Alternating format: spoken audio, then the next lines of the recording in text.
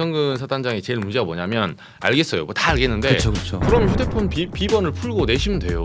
과거에 자기는 시킨 적도 없고 한마디 이주장이거든요. 나는 시키지 않았는데 부하 직원들이 얘네가 과잉 충성으로 그 밑에 장병들을 밀어넣었다 이 소리예요. 저 결국은. 한마디만 할게요. 임성근 사단장한테. 부하들 보기에 창피하지 않습니까? 부끄럽지 않습니까? 네, 딱 이거예요. 소장님. 쪽팔리지 않습니까? 네, 사령관까지 하셨고 군인 정신 어디 갔습니까? 네, 딱 이거예요. 윤석열이랑 똑같은 것 같아. 내가 안 했고 쟤네들이 잘못 알아들었다니까. 그렇죠. 내가 언제 책임 회피. 내가 언제 도끼로 찍으랬어. 가서 인원만 확인하고 나오랬잖아. 저런 분들이 대통령이었고 대한민국 국민과 영토를 지키는 중요한 직책이 있었다는 게 참 부끄러워요. 한심하죠. 임성근 지금 오늘 소환하고 한 4시간 정도 조사받고 아까 갔대요. 예. 근데 네. 제가 아까 인트로시 했는데 와 오늘 그 해병대 예비역인데 갔거든요. 가가지고 여기서 처음에 물어본 거예요. 그러니까 이제 일반 사람들이 최상병 이 사건이 이제 한 2년 됐으니까 좀 저 까먹은 경우도 있는데 저 사람이 어떤 사람이냐면 당시에 이제 최상병이 그 문경에서 수해가 났잖아요. 네. 그래서 문경에서 수해 역대 2위예요 물이. 그래서 해병대 장갑차 카브라고 있거든요. 네. 그 수해 실종사를 찾으러 장갑차가 들어갔다 5분 만에 나옵니다. 네. 물살이 너무 세서. 그렇죠. 예, 맞아요. 근데 그 물살에 해병대원들이 이제 수색 작전을 하는데 그러니까요. 딱 보면 알아. 그 들어가면 죽는다는 거. 음. 근데 이 사람이 이제 윤석열한테 첫 해 칭찬받은 사람이잖아요. 포항에서 물론 포항에서 수해 대응을 잘했다. 예, 그래서 이때도 이제 성과를 내려고 했는지 몰라도 그 장병들을 밀어 넣어요. 자기는 안 했다고 그러잖아요. 그러니까 본인의 그 카톡방은 자기는 못 봤다는 거예요. 그러니까 예를 들면 카톡방에 저희 이렇게 뭐 입사하고 뭐 하겠습니다. 예를 들면 우리도 데스크 뭐 부장도 있고 뭐 팀장도 있고 하잖아요. 열 몇 병 방이 있어요. 근데 하겠습니다 막 올렸는데 부장이 나중에 그 방에서 난 안 봤는데 이게 변명이 됩니까? 그걸 그 제가 단톡방에- 지시 안 했다라고 하던데. 제가 얼마 전에 어떤 거예요? 그 임성근 사단장하고 네. 김정민 변호사가 이제 아, 박정원 대령 변호인이잖아요. 네. 두 분 토론을 제가 다른 방송에서 중재한 아. 그러니까 사회를 본 적이 있어요. 오. 저도 준비를 좀 해가서 얘기를 들었는데 임성근 사단장 그 말씀하신 카톡방 내용이 뭐냐면 당시 이제 다른 그쵸. 부하가 참모가 여러 언론에 네. 지금 해병대가 나섰더니 뭐 어쩌고. 그렇죠. 네, 그 전에 아침에 사실 뭐 TV가 온다. 실종자 한 명을 찾았어요. 그 전에. 네, 맞아요. 그래서 그런 것들도 있고 해서 막 그런 것들을 기사 링크를 쭉 보낸 거예요. 해병대가 잘했다고 이렇게 기사가 많이 났습니다라고 보냈더니 임성근 사단장이 거기다 벌어서 공부 활동이 잘 이루어지고 있구만 이라고 답변을 씁니다. 맞아요. 그래서 그거 가지고 당신이 그러니까 이렇게 해병대원들이 그 사진 중에 뭐가 있냐면 장병들이 이제 무릎 정도의 물 속에 들어가 있는 사진이 좀 있습니다. 그래서 이렇게 급류가 있는데 그냥 수변만이 아니라 수중 수색까지 하는 걸 알고 있지 않았냐라고 얘기를 하는 거죠. 근데 본인은 그냥 쓱 봐서 몰랐다. 그리고 이분은 뭐냐면 당시 해병대 그 28대대인가요? 포병 대대가 이제 갔는데 네. 갔는데 거기에 이제 최상병이 소속된 부대인데 맞아요. 사단 해병대 1사단 소속이지만 당시 작전 지휘권은 그 사단에 있어요. 육군 사단에. 네. 그 지역 사단이 그 부대를 통솔하게 돼 있었거든요. 맞아요. 그렇기 때문에 자신은 지휘권이 없었다라는 게 임성근의 주장이에요. 네. 근데 이제 우리가 상식적으로 볼 때 소속만 거기 돼 있지만 이분들이 다 위에 보고하고 어떻게 하라는 건 임성근 사단장에 보고하고 임성근 사단장도 사실 좀 다그치고 뭐라고 하고 복장 통일하라고 그러고 열심히 하라고 그러고 군기가 빠졌다는 식으로 막 얘기를 해요. 그러면 이걸 받죠 스트레스를 대대장들이. 그리고 중령들이 사실 그 스트레스를 많이 받는데 어쩌라고 막 이런 분위기가 쭉 있거든요. 그런데 임성근 사단장 입장은 나는 그냥 조언이지 나한테는 지휘권이 없기 때문에 조언이지 그거는 당시 그 사단에 있었다. 해병대가 아닌 육군 사단의 지시 권한이 있다. 그래서 당기는 책임이 없다라는 주장이에요. 을 풀고 내시면 돼요. 아니 떳떳하다며요. 이제 그거 이제 구명로 미국인 거죠. 예. 그 이후에 뭐 삼부터건 이종호 뭐 나왔잖아요. 뭐 다 알겠으니까 저는 과거에 자기는 시킨 적도 없고 나는 시키지 않 한마디 이주장이거든요. 나는 시키지 않았는데 부하 직원들이 그러니까 이게 뭐 소령 대위들이 얘네가 과잉 충성으로 그 밑에 장병들을 밀어넣었다 이 소리예요. 저 결국은. 한마디만 할게요. 임성근 네. 사단장한테. 부하들 보기에 창피하지 않습니까? 아 그렇죠. 부끄럽지 않습니까? 예. 딱 이거예요. 소장님. 쪽팔리지 않습니까? 예. 군인 사령관까지 하셨고 군인 정신 어디 갔습니까? 네. 딱 이거예요. 윤석열이랑 똑같은 것 같아. 네. 내가 안 했고 쟤네들이 잘못 알아들었다니까. 그렇죠. 내가 언제 책임 회피. 내가 언제 도끼로 찍으랬어. 가서 인원만 확인하고 나오랬잖아. 그러니까 정말 저런 분들이 대통령이었고 대한민국 국민과 영토를 지키는 중요한 직책이 있었다는 게 참 부끄러워요. 한심하죠. 네. 이래가지고 이래가지고 임성근 사단장 주장대로 그때 이제 김정민 변호인이랑 같이 막 네. 얘기를 했었는데 임성근 사단장 주장대로 만약에 기소가 돼서 이 부분에 대해서 그러니까 당시 원래 수사 서류에 올라가 있었잖아요. 임성근 사단장의 책임이 있다. 그렇죠. 그게 그 박정훈 대령의 처음에 그쵸. 수사 보고서였는데 경찰에서 그다음에 수사하고 그래서 검찰에서 또 기소를 하더라도 재판에서 전 무죄 나올 수도 있다라고 봐요. 그렇죠. 형식적인 지휘권을 얘기를 그쵸. 해서 그럴 가능성도 아예 없는 건 아닌데 그럼에도 불구하고 장병이 저렇게 됐으면 사실 임성근 사단장한테 제가 그래서 방송에도 얘기했어요. 자 법적인 책임은 차치하고 당신 사단장이지 않냐. 그럼 계속 지금 이렇게만 얘기하는 게 맞느냐. 그러니까 그때는 본인이 이제 책임이 있다. 도의적인 그런 그 얘기를 하더라고요. 근데 처음부터 이분이 너무 그렇게 나오셔서 사실 그런 일이 있을 때 보통은 법적인 책임과 별도로 제가 원래 사표도 썼었잖아요. 그렇죠. 먹겠다고. 도의적 책임이고 생명한테는 어쨌든 진심으로 미안하다.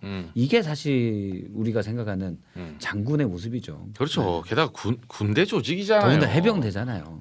이게 무슨 찌질한 짓입니까, 진짜. 네. 그래서 전 임사단장은 군인이라 부를 가치도 없어요, 솔직히. 이게 설사 내가 안 했어도 사람들 앞에서 진짜 내 죄다 이렇게 하면 막상 수사 들어가잖아요. 그렇게 해야 되죠. 유죄 맞아요. 나오기도 합니다. 그럼요. 내 책임이라고 해야죠. 판사들이 그거 보고 당신 책임이네 이게 소위 말해서 도의적으로 말했는데 그렇죠. 유죄 이렇게 때리지 않아요. 어차피 사실관계 따져서 그럼요. 법정에서는 또 법정의 룰이 있거든요. 저분 아직도 군인이에요? 아니죠. 엊그제 전역했죠. 예편했어요. 편했어요. 예, 예편했는데 저는 그래서 이제 임사단장 이제 임성근이 처음 나타난 거 보고 더 깜짝 놀란 거는 한 며칠 전에 26일 날 아니 특검 찾아와서 면담해 달라 했잖아요. 피의자가. 아니 지금 상당히 본인은 억울해. 네. 진짜? 네, 되게 억울해요. 자기는 잘못이 실제로. 없다는 거예요. 그러니까 핸드폰 비번을 푸세요. 억울하니까. 그럼 어떻게 까먹? 한동훈이네. 어떻게 까먹? 그러게 까먹었다 그러고 그때 저도 방송에서 막 그걸 물어봤었는데 네. 까먹었다 그러고 그리고 그 이제 옛날에 쓰던 휴대폰인가요? 그렇죠. 지금은 쓰는 휴대폰이 아니고 옛날 쓰는 휴대폰. 공수처에 그건 모르겠어요. 올해 이제 작년에 공수처 조사 들어왔거든요. 그래서 휴대폰 압색이 들어가니까 비번 안 풀고 준 거예요. 공수처 풀어달라고. 그걸 어떻게 까먹지? 어떻게 아니, 비번을? 네. 그러니까 비번은 다 본인의 그렇죠. 과거의 경험상 그 남들이 알 수 없는 것들을 조합을 해가지고 네. 나만의 노하우를 네. 통해서 하는 거잖아요. 그렇죠. 네. 그거는 까먹을 수가 없어요. 그래서 오늘 저도 여기 비번하는 거 한 두세 개 정도 가지고 사실은 그렇잖아요. 돌려쓰잖아요. 네. 비번은 군번 같아요. 우리 군번 뭐 군인 있을 때 외쳐봤지만 지금은 그렇죠. 우리는 외우지도 않고 기억을 일부러 하려고 하지도 않잖아요. 군번 9576007441 바로 나오거든요. 대단하십니다. 91 9317 985 어. 바로 나오거든요. 저도 7105 3681 이렇게. 네. 어떻게 이게 이 우리 트라우마 아닙니까? 지금 어디 베트남 갔다 왔어요, 우리? 이 군인들의 트라우마죠. 근데 이게 어떻게 이럴 수가 네. 있어요? 진짜 창피해요. 정말 추하고 진짜. 이게 뭐예요? 끝까지 추하다 임성근. 예. PD님 제목 정말 잘 달아주셨어요. 제가 추잡합니다. 제가 그래서 임성근은 어쨌든 휴대폰을 풀어라. 지금 네, 이제 비번을. 처음에 최상병 관련돼서 당시에 지시냐 아니면 나는 조언이다 그냥 그죠. 선배 군유로서 조언이었다 그 수중수색을 그렇죠. 지시했던 게 이거는 이제 최상병 사망의 책임이 누가 있느냐 부분이고 지금 말씀하신 내용은 구명로비 후 그죠. 사실 이것도 크죠. 예, 요거는 이종호 블랙펄 블랙펄. 응답세. 이게 도이치모터스 그렇죠. 같이 조작했던 전주예요. 그렇죠. 예, 3부터건. 근데 임성근 사단장 그때 제가 쭉 토론하면서 본 거는 본인은 이종호 씨를 전혀 모른다. 오늘도 모른다. 해병방에 그 있지만 거기에 들어가 있는 송모 씨가 있습니다. 전직 그쵸. 경호처 직원 이분과는 아주 친하대요. 그런데 본인은 이종호 씨를 모른다. 그렇게 일단 본인은 얘기를 하더라고요. 네. 오늘도 그 소리 하는데 그래서 이 사건은 생각보다 제가 그 최상병 사건하고 김건희 특검은 어느 선에서 곧 만날 수 있어요. 왜냐면 이종호 블랙펄 당연하죠. 예, 그 이종호란 사람이 네. 지금 최상병도 반쯤 네. 그리고 도이치모터스도 반쯤 맞아. 발이 걸려 있거든요. 그렇지. 예, 그래서 요렇게 이게 소위 말해서 내란 특검 말고 김건희 특검하고 최상병 특검은 요렇게 교차점이 있습니다. 아직까지 추측의 영역이지만 처음 보고를 받았을 때의 윤석열 전 대통령의 반응과 얼마 정도 시간이 지났을 때 반응이 달라진 거는 결국에는 추측입니다. 김건희 씨가 여기에 경로를 해서 윤석열 전 VIP가 대통령도 김건희였다. 경로한 그렇죠. 것이 아닌가. 그렇죠. 그런 일단 생각이 뭐 들어요. 그때도 저도 말해서 일단 단순 경로설이에요. 단순 경로설. 단순히 있고. 네, 단순 경로설. 그러니까 23년 7월 31일 날 음. 원래 박정훈 대령이 수사단장이 자 이렇게 해서 사단장까지 해서 넣도록 하겠다.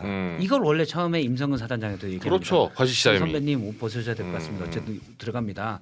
임성근 사단도 알았다고 해요. 그리고 이 해병대 사령관에게 김기현 사령이 얘기하고 그 다음에 김기현 사령관이 이종석 국방부 장관에게까지 얘기해서 그래 대통령이 다 책임져라 그쵸. 이렇게 했으니 그렇게 가요. 근데 그 보고서를 만들어서 나중에 국방비서관 통해서 이제 안보실 쪽으로 갔겠죠. 가서 7월 31일 날 제가 볼 땐 그때 보고가 된 것 같아요. 윤석열 전 대통령에게 아. 이제 문건으로 자 이렇게 해서 지금 경찰에 이첩을 누구누구 하기로 했습니다.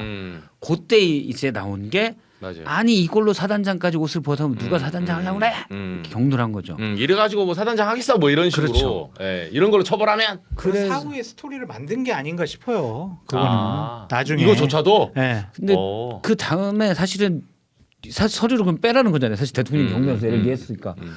그래서 김기현 사령관이 얘기했는데도 박정훈 대령이 아닙니다. 이거는 가야 되는 겁니다. 그리고 이렇게 하면 직권남용이 문제가 될 수 있습니다. 그래서 이첩을 그대로 이첩을 해요.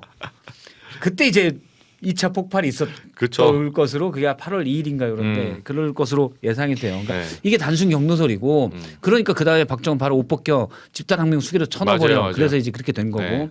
그다음에 로비설은 블랙펄 인베스트의 이종호가 멋책임의 단톡방에서 본인이 얘기했다. 그렇죠. 그거를 아마 이 양반이 임성근에게 직접 얘기했을 것 같지는 않고 그 아까 송모 씨를 통해서 얘기를 한 것 내가 같아요. 로비 좀 해줬다. 네. VIP한테 내가 얘기할 테니 절대 먼저 옷 벗지 마라. 이게 8월 초에 이루어집니다. 8월 8일인가에. 그래서 그러면 이동호 말대로라면 사실은 VIP 이때는 VIP가 V1이 아니라 V0일 가능성이 높은데 진짜 V제로죠. 네, 여기에 로비를 했지 않았겠냐. 요게 이제 로비설이죠. 확실합니다. 도이치모터스 한 23억 차익 먹으면 그 정도 해줘야 돼요. 그렇죠, 해줘야죠. 네, 23억을 먹었는데 뭐 23억 해줘야죠. 시원하게 뭐 한번 해야죠. 네. 아 근데 이 와중에 저희가 6만 명 달성했어요. 6만 명. 좀 빠르다. 감사합니다. 두 분 덕분입니다. 엄청 빠르다. 네. 갑자기? 저희가 지금? 5만 9천 뭐 몇 명이거든요. 근데 두 분 오신 다음에 오늘 확 늘어서 신용산 혹시 안 오시는 분들 신용산도 좀 같이 해주세요. 거기 장성철 TV도 같이. 신용산 장선재 있잖아요. TV. 아니 지금 저희가 거의 7천 명을 향해 가고 있어요. 그래요? 저 아무것도 안 하는데. 드럼통 TV 그때 그거는 폭파.